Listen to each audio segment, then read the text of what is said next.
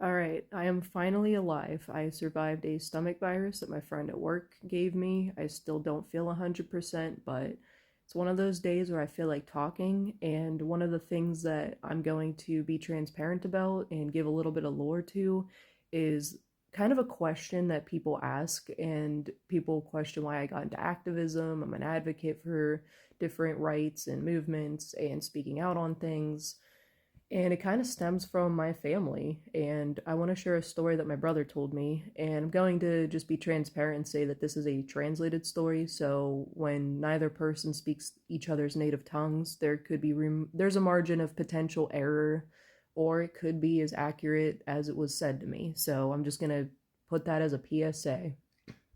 But the story about my grandfather was he served in the Soviet Union. A lot of indigenous people in Russia, especially Turkic people, were pushed into conscription. That's happening now with Ukraine, and a lot of people just kind of get pushed into the military service. It's a lot different over there. It's still similar in Russia as it was to the Soviet Union. I was adopted and brought to the U.S., so most of my lived experiences were in the U.S. I was adopted at 18 months old, to give perspective.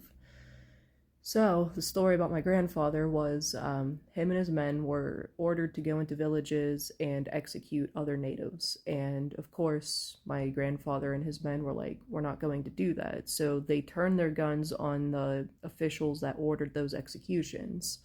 Well, you can kind of figure out what's going to happen next. That doesn't bode well for you, for, making a remarkable statement against your government, especially the Soviet Union.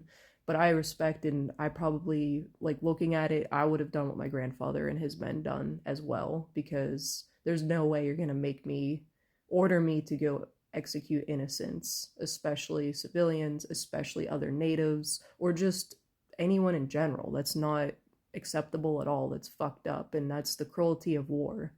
So my grandfather and his men made the choice. They shot the officials that told them to execute these people, and I think there was a gap of time, and eventually the government caught up to them. And you can imagine imprisonment, torture, death, you name it, just a very horrible way to go out.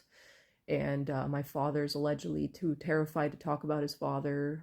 My brother was the one that told me that story, but it really aligns with who I am as a person. I'm pretty fearless, I'm outspoken, and I don't stand for bullshit. And maybe because it goes through my family the way it did, that's the reason why I am the way I am. And I decided, after dealing with a bout of a stomach bug, to wake up and share this story. But there's also something happening in the indigenous community that's currently being investigated and talked about right now. I'm sure that I'll be able to speak up on, more intricate parts of that. But before I would talk about what has been happening in the indigenous community involving underground resistance groups, I figured to kind of give a preface of who I am, why I am, and some family lore. So that's my Thursday afternoon or morning, late morning, early afternoon for you. So enjoy the lore.